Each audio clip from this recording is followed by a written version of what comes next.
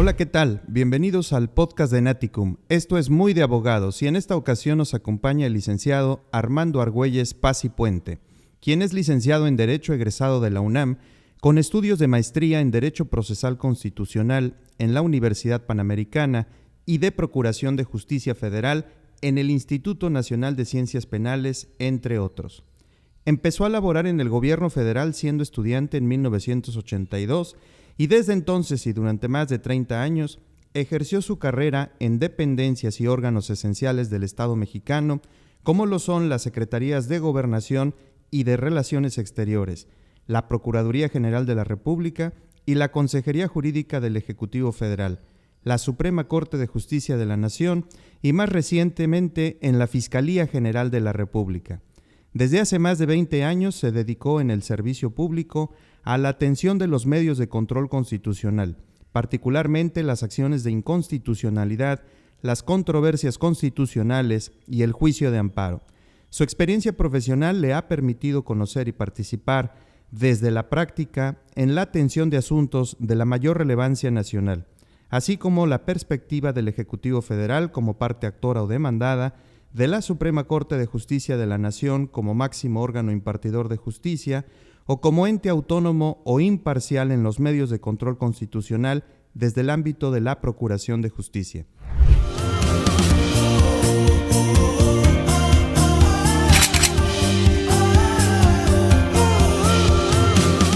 Armando, ¿cómo estás? Bienvenido a Naticum, bienvenido a Mérida. Qué gusto saludarte, Armando. A mí también me da mucho gusto saludarte, Omar, y estoy contento de Naticum y de la invitación que me hizo para platicar, charlar contigo algunas cuestiones interesantes que espero sean interesantes para tu audiencia.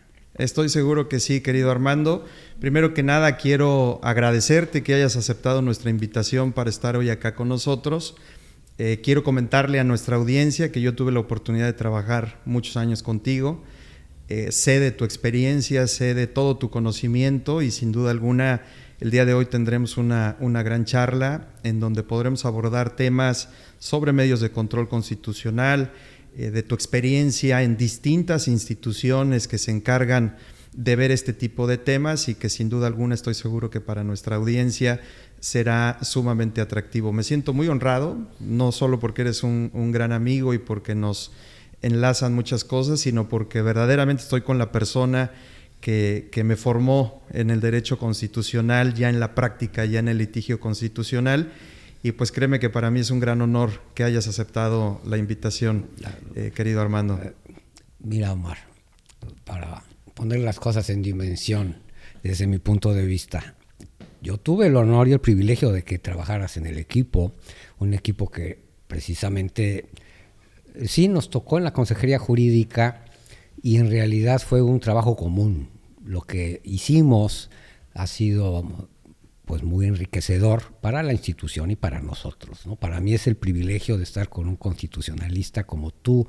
Te has desarrollado, me ha dado mucho gusto ver cómo en estos años te has convertido en quien hoy ya puede estar en este tipo de ejercicios con alguien que le tocó suerte trabajar juntos algunos años, ¿no? Y creo que entre los dos hicimos cosas interesantes, ¿no?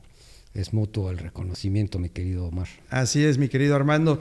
Y precisamente en este marco creo que sería muy interesante que nos platicaras, Armando, acerca un poco de tu formación. Eres egresado de la Universidad Nacional Autónoma de México, en donde estudiaste en la Facultad de Derecho. En la Facultad de Derecho de la UNAM, así es. De ahí egresé. Y pues si quieres te platico un poquito cómo es que estando en la Facultad de Derecho de repente un día empiezas a trabajar, que en ese entonces no sabe uno qué es trabajar, ¿no? Estás estudiando. Y bueno, yo empecé muy brevemente, trabajé en el tema electoral, fíjate, empecé en gobernación, trabajando en la elección, que en ese entonces era presidencial y senado y todo. Me tocó participar en la elección como presidente de un distrito electoral en funciones, porque yo era en realidad presidente suplente, pero el propietario no pudo continuar y me tocó vivir la experiencia de cerrar el proceso preparar la jornada electoral, hacer el cómputo de casillas con todos los señores representantes, estando yo muy joven en esa época, todavía estudiante, pero fue mi primer acercamiento al tema electoral y fue muy enriquecedor. De esa etapa, me gustaría nada solo decir que después de algunos años advierto cómo es y fue importante en la historia de México tener un Instituto Nacional Electoral que organizara una elección versus una Secretaría de Gobernación que organizara una elección. A pesar de que en la esencia los ciudadanos siguen siendo quienes hacen los cómputos y en cada casilla, eso no ha cambiado gran cosa. Creo que constitucionalmente es una importante diferencia hoy que el INE de algún modo encuentra dificultades para su operación, ¿no? Así es, así es. Sí, viven un momento muy interesante los órganos constitucionales autónomos, pero por lo que puedo escuchar, entonces tu contacto con el tema constitucional es desde muy joven, realmente desde los inicios en tu carrera, todavía como estudiante, tienes este primer contacto con los temas constitucionales, si bien desde la óptica del ámbito electoral, pero bueno, pues ahí se marca el inicio, ¿no? Mira, y a lo mejor vale la pena decirlo porque hasta la reforma de 2011 o hasta la evolución en el derecho y en la práctica nos dice que ahora el estudiante debe ver todo litigio, toda ley, a mi juicio, con una óptica constitucional. En aquel tiempo, nuestro profesor, que era profesor de constitucional y nos invitó, él era era el titular del órgano electoral local, nos daba la solución que ilustra entre el legalismo y constitucionalismo. Me tocó el legalismo, ¿no? Y cuando nos decía, si en una sesión tienen problemas con los representantes y con quienes están ahí, corten y digan, vamos a ver qué nos dice la ley.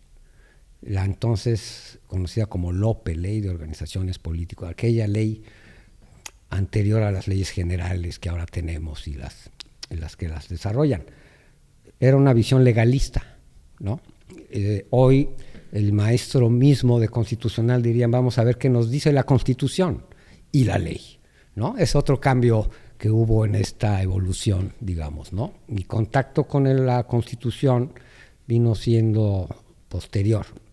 Pasé una temporada larga por Relaciones Exteriores, cuando se estaba instrumentando el tema o iniciando el tema de las responsabilidades administrativas con una ley nueva. Si me permites, antes de entrar a esa etapa de tu carrera profesional, entonces como estudiante tienes esta participación en la materia electoral, entiendo, concluyes tu carrera y después viene el tema en Secretaría de Relaciones Exteriores. ¿Es así? Sí. ¿O cómo se fue dando ese camino? Digamos que termina esa etapa como estudiante, termino la carrera y me incorporo a la Secretaría de Relaciones Exteriores con una visión de irme a estudiar al extranjero.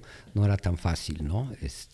Ahora es más fácil salir a estudiar al extranjero. Yo con esa visión, había becas, estando en la Cancillería era más fácil. Entonces me incorporo a lo que era una nueva unidad que se inventó en esas fechas, las famosas Contralorías Internas se llamaban entonces, con la nueva ley, flamante ley de responsabilidades administrativas. Y yo entré a este órgano que se estaba inventando para aplicar la ley, ¿no? En un contexto interesante de una institución que está conformada por miembros del Servicio Exterior Mexicano, que tú sabes se distinguen de los miembros de la Cancillería administrativos. Ellos se rigen por su ley, tienen un régimen distinto, y en esa época lo interesante era ver cómo aplicar esta nueva ley entonces respecto de una ley que también tenía procedimientos sancionadores, disciplinarios, un órgano competente para un sector de servidores públicos que iban de embajador, consejero, ministro, consejero y hacia abajo, ¿no? Muy particulares, vamos a ver, en su función, que podía ser en el extranjero, podía ser en México, y ahí nos tocó empezar a trabajar como abogado, pero aprender de esta nueva ley, ¿no? Y su aplicación, ahora sí que generar propuestas de cómo generar una resolución derivada de un procedimiento administrativo, ¿no? De este tipo. Fue muy interesante conocer a la Cancillería en el lado relativamente oscuro. No dejaba de ser una secretaría blanca comparada con otras instituciones. Allá los temas de responsabilidad eran de otra naturaleza, cuando menos en mi etapa, ¿no? Claro, claro.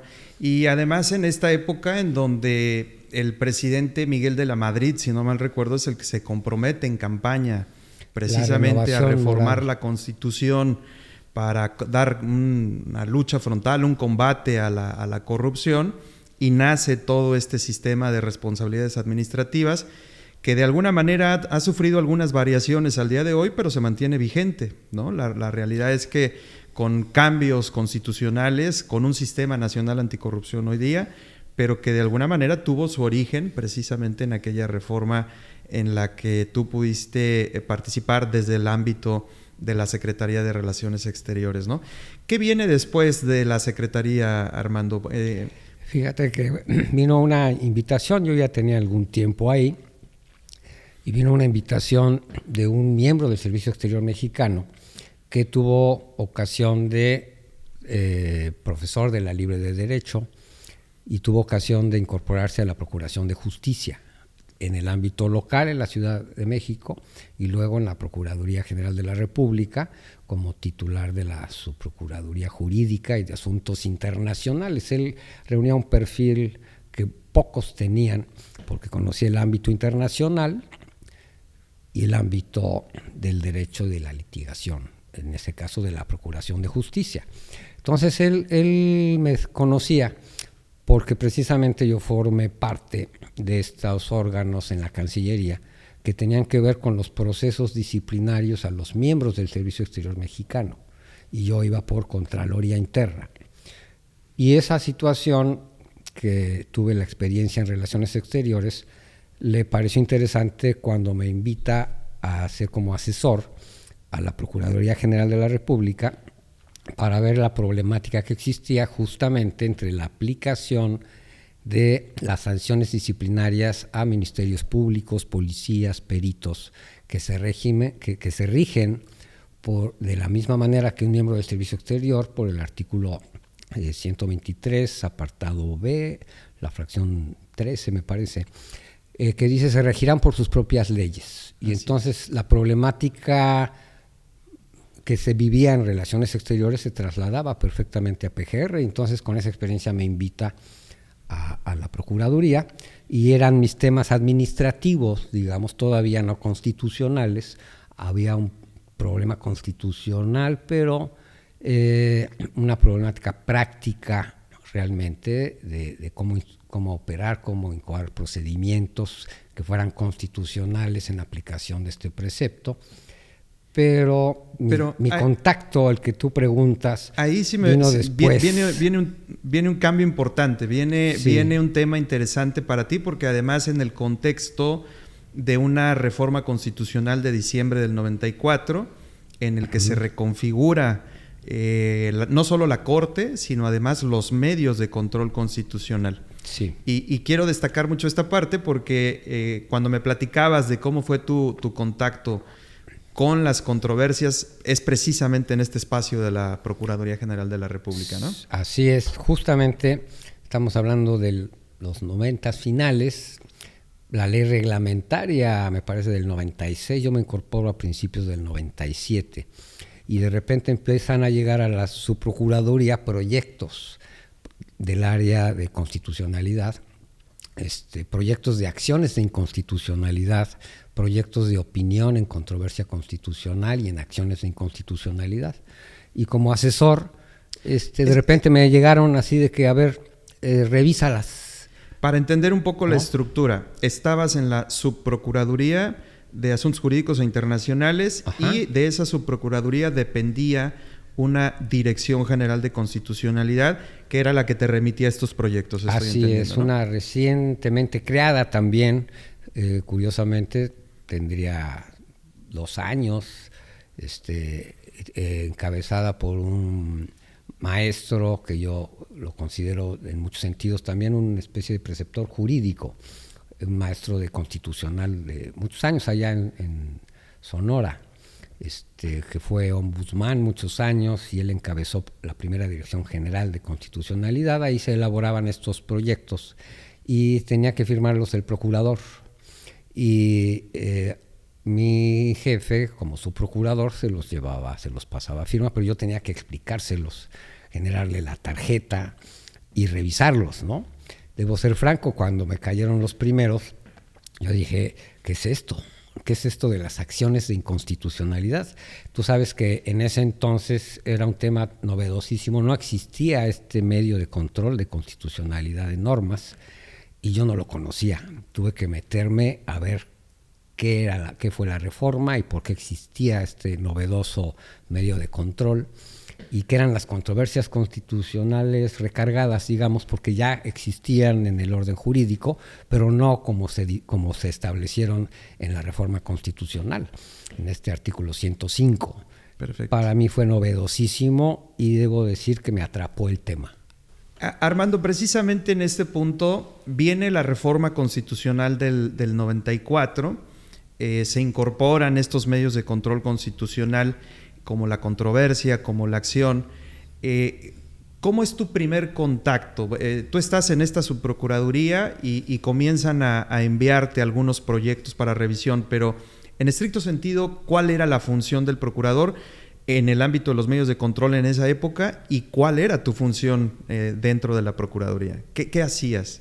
Ok, mira, desde la reforma constitucional se dotó al procurador de una función novedosa. Primero diría en relación con las acciones de inconstitucionalidad. Tú sabes que son ahora más claramente procedimientos constitucionales más que juicios. Es un garante de la constitucionalidad de las leyes. Coadyuva con la Suprema Corte a mantener el orden constitucional y se le dio esta función, esta legitimación para poder impugnar cualquier ley que a su juicio pudiera tener alguna posible contradicción con la Constitución en cualquier materia.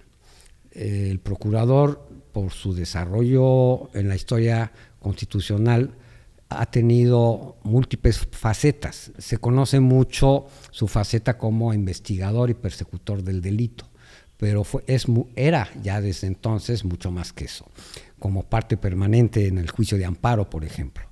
Aquí se adiciona en ese carácter multifacético de velar por el orden constitucional, llevándole a la Corte posibles contradicciones entre la ley y la Constitución en cualquier materia.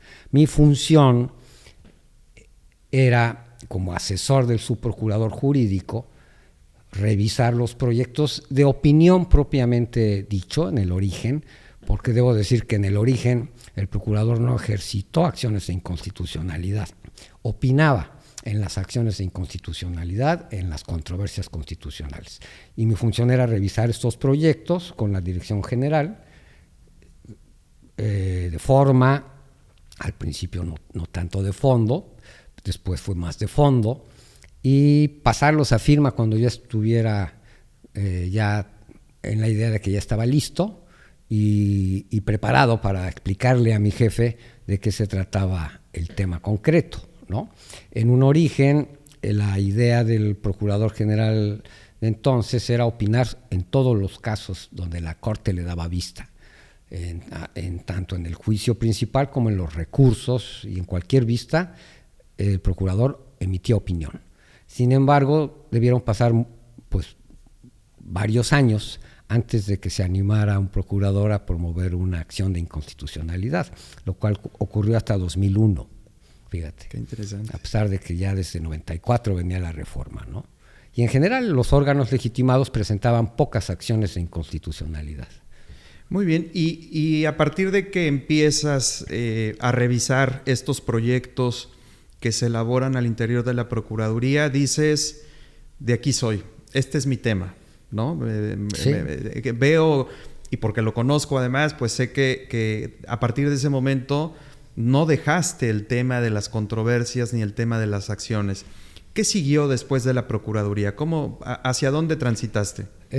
Mira, efectivamente, el hecho de que se trata de procedimientos o juicios ante la Suprema Corte de Justicia de la Nación me atrapó. Son juicios constitucionales, no son juicios ordinarios. Y el papel novedoso del procurador me atrajo, ¿no? Dije, este es mi tema. De ahí, debo decir que el procurador participaba, intervenía, como decía el 102 constitucional, en todas las controversias y acciones como ente imparcial. Objetivamente debía él pronunciarse sobre el sentido de la resolución de la Corte. Y lo hizo con mucho éxito, además, porque la estadística decía que cuando la Corte resolvía, en un porcentaje muy alto, era en el sentido que había opinado el procurador, ¿no? Como acotamiento. ¿Qué pasó? Bueno, después de unos años de trabajar en la PGR como asesor, pude entrar a trabajar ya en la dirección general como asesor, pero para conocer el intríngulis de cómo se originaba una opinión. Ya después ahí mismo nos tocó proponer, que ya era de promover una acción de inconstitucionalidad, que te decía vino en el 2001, y se presentó la primera acción y se rompió el hielo, digamos, y el procurador empezó a partir de ahí a promover más acciones. De ahí, pues un día los cambios políticos llegan y estaba yo ya en la coordinación de asesores del procurador de entonces, y vino ya un cambio de coordinador de asesores, y ahí es cuando yo salgo de la PGR, y ya para entonces me habían visto porque había habido contacto en la Consejería Jurídica del Ejecutivo Federal, donde yo me había visionado, por cierto, que se podían ver controversias y acciones, pero ya con un carácter diferente. Ahí ya eras actor o eras demandado. Claro. Y tenías que ser parte para rendir un informe defendiendo la norma que fuera impugnada en vía de acción de inconstitucionalidad.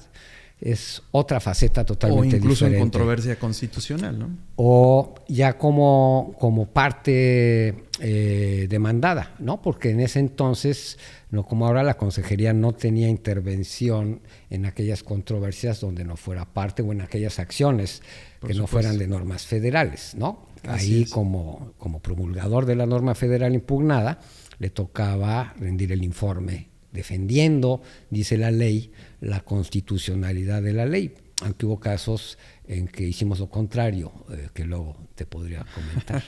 y llegas entonces a la consejería en una época que, si no me equivoco, es en la época del presidente Fox, ¿o fue un poco antes? Por ahí del 2002 estaba el presidente así es, Fox, ¿no? Quesada. Y hay un proceso en el que incluso la propia consejería se va formando en ese sentido, ¿no? Va armando un equipo que se encargue de darle el seguimiento a este tipo de juicios, ya no solo de revisar como lo hacías en la Procuraduría, sino ahora ya de sentarte a redactar el documento con el que se va a defender, pues, la competencia constitucional del presidente tratándose de una acción, tratándose de una controversia, o la posición que el presidente tenga respecto de la constitucionalidad de una ley, ¿no? ¿Cómo fue ese proceso en la consejería, Armando? ¿Y cuánto tiempo estuviste ahí? ¿Cómo fue ese desarrollo dentro de la consejería? Bueno, mira, yo entré en 2002 y mi entonces jefe me invitó porque sabía que yo conocía el tema de controversias y acciones. Mi primera entrevista con el consejero jurídico fue interesante, digo, para él, que yo viniera de donde venía, y entonces en cuanto supo que yo estaba en el tema de acciones y controversias, dijo, este señor se queda. Y me quedé, y mi primera asignación fue precisamente una controversia constitucional, donde el Ejecutivo Federal había sido demandado a propósito de un municipio, si no me equivoco, de nombre Tlahualilo, Era un tema de fiscalización, estaban involucrados recursos federales, si no me equivoco, y pues fue mi primera asignatura, elaborar el proyecto de contestación de demanda. Ahí fue mi prueba interna, vamos a decir, en la Consejería Jurídica, y me pude explayar en aspectos técnicos que habían mezclado de procedencia, y pude escribir mi primer proyecto de contestación de demanda. Esa fue mi arranque en la Consejería Jurídica, donde estuve pues más de 10 años en 3 temporadas, porque estuve una primera temporada, luego salí, estuve en otra institución, Gobernación, la Secretaría de Gobernación, donde yo había empezado, fíjate. Regreso a la Consejería Jurídica otra temporada y se me da la oportunidad de ir a la Corte, donde estuve unos años, y me vuelven a llamar de Consejería Jurídica, en donde en el plano personal se me ofrecieron cosas que tenía que aceptar por mis hijos, hijas que estaban en el proceso universitario. Ya sabes que eso no es... Es importante, es claro. importante. Y regresé una tercera temporada, hasta que salí nuevamente en una coyuntura muy interesante de transición en el ámbito constitucional, tanto de la PGR como de la Consejería. Claro, el momento en el que se convierte en Fiscalía Sí, General de la República, me imagino. Exacto, iba a entrar en vigor la reforma constitucional y entonces, pues casi enviado a esa transición, ¿no? Llegué a PGR todavía para participar en la transición a la Fiscalía General como órgano autónomo, donde iba, digamos, a asumir distintas funciones que competían a la Procuraduría, y a mí me tocó, digamos, participar o llevar a cabo en el ámbito de la Dirección General de Constitucionalidad esa transición, ¿no? Perfecto. Armando, ¿cuál consideras que fue el caso relevante o el caso, uno de los casos, porque estoy seguro que hubo muchos, pero uno de los casos emblemáticos que atendiste en esta primera etapa, pues ya sea de Procuraduría o de Consejería Jurídica? ¿Cuál crees que fuese, qué caso pudieras comentarnos? Mira, sí hubo varios casos muy interesantes en consejería en la primera etapa, ¿no? O en la Consejería Jurídica a lo largo de mi paso por ahí. Te mencionaría casos. El primero que me parece emblemático es el del presupuesto de egresos de la Federación. Por ahí de 2005 se emitió un presupuesto en donde hizo mucho ruido en el Ejecutivo Federal, porque en el órgano legislativo, la Cámara de Diputados, se tomaron decisiones importantes que hicieron mucho ruido, porque se tomaron sin considerar todo el esquema constitucional de lo que es la planeación democrática de los programas sectoriales. Cada carretera que se hace en México tiene un proceso de definición, y la Cámara de Diputados soberanamente dijo: fíjate que este presupuesto es para esta carretera en este lugar. Y eso no gustó en el Ejecutivo ni a la Secretaría de Comunicaciones y Transportes, porque así como en el ámbito de las carreteras hubo decisiones, también las hubo en otros ámbitos. Y entonces la planeación, el Plan Nacional de Desarrollo, los programas sectoriales y especiales, como que no le hicieron no le pusieron suficiente atención en el órgano legislativo, y entonces generó un conflicto. El presidente inició por vetar el presupuesto. Segundo conflicto, ¿no? Porque para muchos el presupuesto de egresos no es una ley, o no era una ley, como que la vas a vetar. Y entonces se dio la instrucción y se pensó, bueno, aquí hay un problema, ¿qué se va a hacer? Y se decidió promover una controversia constitucional contra el presupuesto de egresos de la Federación. Y ahí uno de los primeros problemas que te enfrentas en una controversia, como sabes, es el tema de la suspensión. Si se presenta una controversia constitucional, su resolución va a ser tardada. Está en el máximo tribunal del país y su resolución puede tardar más tiempo del que en la práctica se requiere para hacer una solución a la sentencia. Si el presupuesto dura un año y se ejercían los recursos tal como estaban dispuestos en el presupuesto aprobado, pues de poco serviría la resolución de la Corte. Así que lo que se hizo fue pedir la suspensión en el ejercicio presupuestal de aquellas partidas que se consideraba estaban definidas de manera contraria a la Constitución, y se pidió la suspensión. Fue el primer dilema en la propia Corte, porque se presentó el tema de si el presupuesto era una ley o era un acto de aplicación, como se sostenía, de las normas que rigen el presupuesto, y se generó todo un debate. Este primer aspecto, creo que ahí fue el primer paso donde incluso la Corte fue definiendo la naturaleza del presupuesto, concedió la suspensión de estas partidas, y después hubo un apartado donde se cuestionaba diversas partidas presupuestales, estos aspectos relacionados con la planeación que prevé la Constitución, como desde el Plan Nacional de Desarrollo que existe desde entonces, todos los programas sectoriales deben alinearse ahí. Entonces, ¿hasta dónde un órgano como la Cámara de Diputados, que es soberana en la definición del presupuesto por su legitimación democrática, puede decir en qué se gasta el presupuesto a pesar de lo que diga el Ejecutivo? ¿Hasta dónde puede, por así decir, no atender a las disposiciones relacionadas con la planeación y definir que en cierto lugar sí se construya un camino o una carretera? Ese fue el planteamiento a la Corte. Un aspecto interesante es que cuando nos pidieron el proyecto, se pensaba que desde la consejería podía, y desde esta oficina de lo contencioso, se podía elaborar un proyecto de demanda en un tema presupuestal que involucraba múltiples partidas presupuestales, una normatividad importante, tanto presupuestaria como sustantiva, en diversas materias. Y entonces mi primera sorpresa es que se me dijo, no, tú hazte un proyecto, y cuando yo sugerí llamar a Hacienda, llamar a la dependencia del sector, se me dijo, no metas a nadie, tú hazte el primer proyecto, ¿no? Y además, creo que en una semana lo querían, una cosa así, claro, ¿no? Complicado. Como suele suceder en el gobierno. Así, ¿no? es. Afortunadamente había un personaje importante en la consejería, que era otra consejería adjunta, que conocía perfectamente lo que implica el presupuesto de egresos, el área de la consejería que dictamina, interviene en la conformación de un presupuesto y que tiene todo el contacto con la Secretaría de Hacienda y los órganos, las unidades administrativas que tienen que ver, ¿no?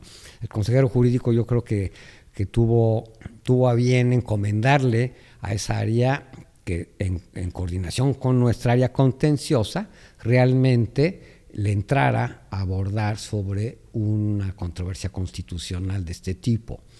Era un área interesante porque no sabía de lo procesal.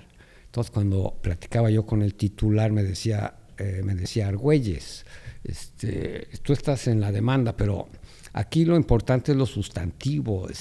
Tú me hablas de conceptos de invalidez. Y como que yo preferiría una demanda sin conceptos de invalidez, así como los planteas, ¿no? Yo le explicaba que era la forma en que la ley dice que debes plantear la demanda, pero que no es otra cosa que generar un planteamiento constitucional de por qué el acto concreto vulnera algún principio constitucional. Hoy ya es muy conocido el concepto del parámetro de regularidad constitucional, ¿no? Ya la Suprema Corte ha acuñado eso y se maneja muy bien. Claro. Es el contraste del acto de la norma contra ese parámetro, ¿no? Y en la práctica lo que uno debe hacer es conformar con mucha claridad el parámetro de regularidad constitucional para, una vez establecido en una demanda, contestación de demanda, opinión, luego contrastas el acto o la ley con el parámetro y te da como resultado que la norma o el acto se apegan o no a la Constitución. Y ahora debo decir a las convenciones internacionales de derechos humanos, ¿no? Así es. Oye, y en este punto hay dos preguntas. La primera es, ¿se integra el grupo multidisciplinario, no? Al final del día, sí se integran perfiles de distintas dependencias, me imagino, para poder darle cauce a una controversia constitucional. Y que aquí es un punto que yo quisiera destacar, porque eso es algo que yo aprendí contigo, ¿no? Si una controversia constitucional debe de llegar a buen puerto, definitivamente un solo abogado no lo va a lograr. Una sola dependencia como la Consejería Jurídica pues podrá tener la experiencia y podrá tener, como tú lo indicas, toda la parte procesal perfectamente clara, pero nada como los autores del presupuesto o quienes intervienen de manera directa en la negociación en la Cámara, como para defenderlo desde la óptica sustantiva, como decía. Claro, no omitiendo conceptos de invalidez, porque, bueno, pues nos podrían desechar incluso la demanda, ¿no? Pero me parece muy interesante cómo se deben de integrar esos equipos, que dicho sea de paso, tú lo hacías de manera magistral, de manera muy interesante. Quiero comentarle a nuestra audiencia que yo fui testigo de no uno, no dos, de varios grupos que tú encabezaste. Recuerdo reuniones en Palacio Nacional, mesas de 20 abogados sentados de distintas dependencias para ver una sola controversia constitucional, ¿no? Y creo que eso es lo valioso de este litigio, porque yo siempre he sostenido que es un litigio estratégico. La controversia constitucional, como tú lo indicaste al inicio de la charla, no es un juicio ordinario. No es un juicio que en lo personal yo pueda llevar, requiere de una preparación técnica específica relativa a la norma, al acto que se va a impugnar o que se va a defender en la controversia constitucional. Pero en este punto, Armando, quisiera regresar al tema de esta controversia del presupuesto, porque esta es una controversia que a mí me gusta mucho citar cuando doy clases de interpretación constitucional. Uh-huh. Recordarás que aquí la Corte, cuando emite su resolución precisamente para interpretar el tema del veto, hace un ejercicio interpretativo del veto desde distintos métodos, ¿no? ¿Recordarás esta parte? Sí.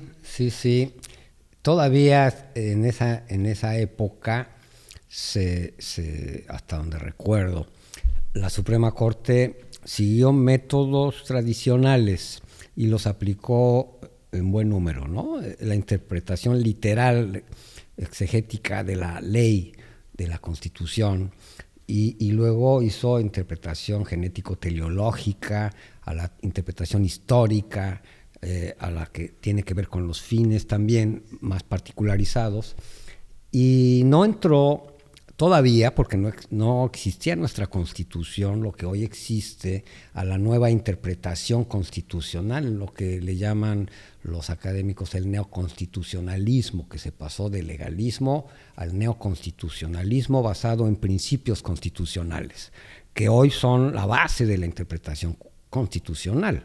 En aquel entonces siguió la Corte estos modelos que no han sido descartados, desde luego que todavía son muy útiles, pero ya no son la base de la interpretación constitucional.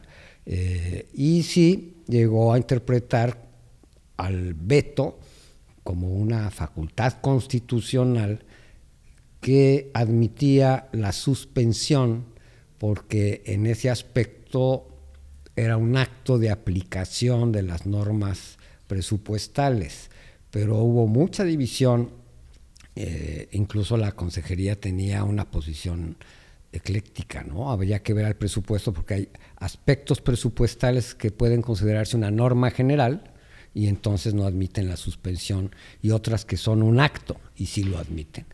En ambos casos está superado ya, porque la Corte ha emitido suspensiones en acciones de inconstitucionalidad, y eso te dice cómo en realidad uno tiene una concepción de las acciones y de las controversias y de la suspensión que está normada, pero en la práctica hay situaciones muy especiales donde tienes que romper esos paradigmas normativos, les llamaría yo, donde se dice la suspensión no procede contra normas generales. Y otro caso que nos tocó en su momento fue el tema del horario de verano, ¿no? Donde se tuvo que en la Corte decidir entre dos decretos que se podría considerar norma general, uno local y otro federal, y tuvo que otorgar la suspensión en contra de aquella regla que dice contra las normas generales no procede la suspensión, pero hay veces en que o la concedes o no hay tema, ¿no? Así es, y entonces en la práctica te topas con muchos casos donde la ley es rebasada, esa literalidad de la ley reglamentaria me parece hoy muy rebasada, y más o menos con la interpretación que la Corte ha dado a la ley reglamentaria se ha ido superando mucho de sus deficiencias que en la vida real no da el cartabón con que se quiere prever la atención de conflictos políticos como son las controversias o de conflictos entre normas de diversa jerarquía, pero lo que está atrás de eso obliga a romper ciertas reglas de atención, ¿no? Y a veces que tienen que ver hasta con la oportunidad de la demanda, con la legitimación, y la Corte, con una visión más basada en principios constitucionales, tiene que darle entrada a lo que en principio a lo mejor no lo ameritaba, ¿no? Así es, y que como bien indicas, en la medida en la que han ido evolucionando estos medios de control, han acontecido hechos o circunstancias dentro de la Corte, como el otorgamiento de suspensiones en acciones de inconstitucionalidad, ¿no? Tenemos los casos que se resolvieron en la ponencia del ministro Pérez Dayán, por ejemplo, que es uno de los primeros que propone suspender los efectos de una norma de carácter general, y que pues evidentemente marca un cambio importante en la tramitación de las acciones de inconstitucionalidad. Pero regresándome un poquito, bueno, tenemos este caso del veto presidencial, que indudablemente muy interesante. Tocabas ahorita el tema de la naturaleza jurídica, de alguna manera, del presupuesto de egresos. Si en una parte es una norma de carácter general y por lo tanto no suspendible en la suspensión, o si se trata de un acto concreto en alguna de sus porciones y por lo tanto sí es procedente la suspensión, ¿no? Creo que ese es un caso indudablemente interesante, incluso emblemático en la materia, como tú indicas, ya superado en algunas de las temáticas que abordó, pero sin duda alguna un referente interesante en el ejercicio de la interpretación constitucional, que después de consejería, Armando, viene un momento en el que sales hacia la Secretaría de Gobernación primero, bien, sales a la Secretaría de Gobernación. Yo recuerdo tener múltiples partidas de dominó contigo cuando ya estabas en la Secretaría de Gobernación, y me platicabas de la cantidad de amparos que llegaban en aquel momento a la Secretaría de Gobernación. Habría que indicar que no estaba en vigor la ley de 2013, la ley de amparo de 2013, que de alguna manera le ayuda a la Secretaría de Gobernación a descargarse de una cantidad importante de amparos. Pero ¿qué pasó? ¿Cómo fue ese tránsito por la Secretaría de Gobernación? Y tengo entendido, si no me recuerdo, allá también veías controversias. Sí, me hice cargo de un área que veía los procedimientos constitucionales, controversias y amparo y acciones, ¿no? En mi tema de origen, vamos a llamar, desde que lo descubrí en la Procuraduría General de la República, en Consejería Jurídica y ahora en Gobernación, es mi tema, pero sí, en Gobernación la carga fuerte eran los amparos, ¿no? Me tocó alguna controversia en el tema de la Auditoría Superior de la Federación, un tema también muy importante que arrancó en su primera vertiente en Consejería, y que fue permitiendo a la Corte definir muchos aspectos de lo que implica los actos de auditoría de la Auditoría Superior de la Federación. Generó reformas constitucionales y legales. Ese tipo de conflictos, hubo varios conflictos que nos tocó participar en Consejería y ahora en Gobernación, pero sí, los amparos llegaban en diablito. Estaba yo en mi oficina y todos los días llegaban en un diablito con tambaches así. A los abogados que integraban el área a veces había de todo, ¿no? Informes justificados, previos, normales, tal, pero había casos, ¿no? Los casos relevantes eran de juegos y sorteos, por ejemplo, ¿no? Pero el cúmulo de trabajo tenía que ver con los decretos promulgatorios. Y entonces la autoridad responsable, el Diario Oficial de la Federación. En esa época nos tocó pensar en por qué había, tanto en el Poder Judicial como en la propia Secretaría de Gobernación, desgastarse tanto en informes que no daban un valor agregado al juicio de amparo. Y entonces tuvimos ocasión de participar en la reforma a la Ley de Amparo. Esa reforma que permitió que la Secretaría de Gobernación, el Ejecutivo, no tuvieran esta obligación legal de presentar informes justificados cuando no se impugnara por vicios propios el acto de refrendo o el acto de publicación del Diario Oficial.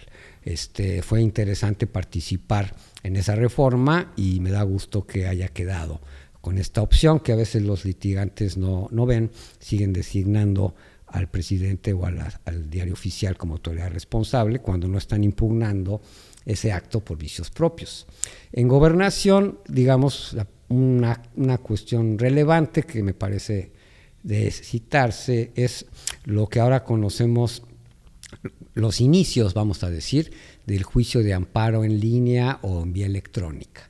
Se presentaron en aquel tiempo, coincidió los amparos de la ley del ISSSTE, miles de amparos de la ley del ISSSTE, y el Poder Judicial de la Federación, con pinzas, inició, digamos, la atención de estos juicios de amparo en vía electrónica, y nos tocó participar también en ese proceso desde Gobernación, como lo hicieron en Hacienda, la Procuraduría Fiscal y otras autoridades responsables como dependencias, en entrarle a esta manera nueva, entonces, de llevar un juicio de amparo, con mucha coordinación, diría yo, y colaboración entre el Poder Judicial y las autoridades, actuando de buena fe para entonces pues darse por notificado a veces en la vía electrónica, y resultaba que no venía anexo al archivo o no era legible y tenías que hablar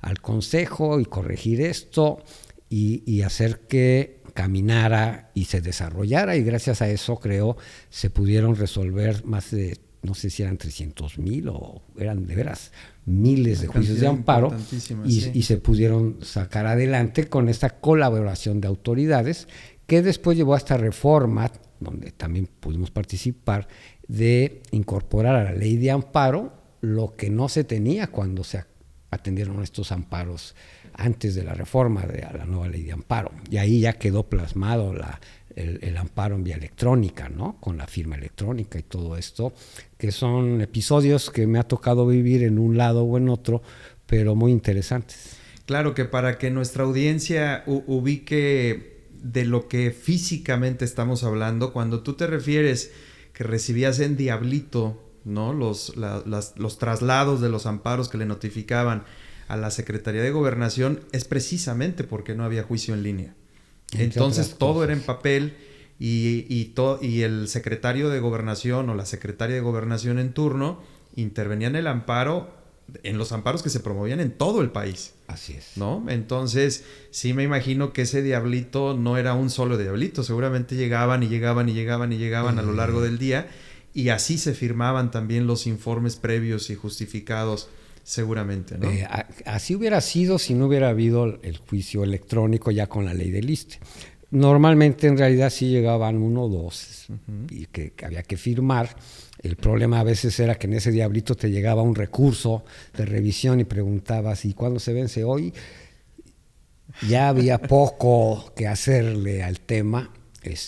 Los casos relevantes sí se atendían con el debido tiempo, pero la talacha, digamos, pues era de firmar y la diferencia es esta posibilidad de presentar escritos, no despacharlos y llévalos y que te pongan el sello, etcétera, ¿no? Eso consume mucho tiempo, mucho recurso.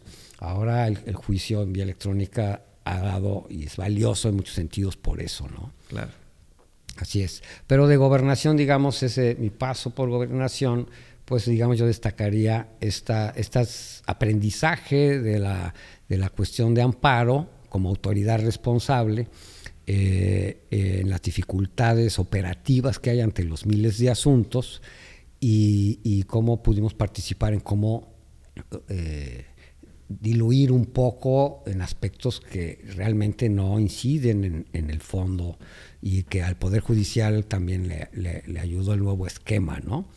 Ese sería mi paso por Gobernación. Después de eso, por una coyuntura también, el que entonces era subsecretario jurídico en Gobernación fue designado consejero jurídico del Ejecutivo. Así que los meses que estuve en Gobernación se acabaron muy pronto, y regresé a Consejería Jurídica a ver mis temas de esa óptica, ¿no?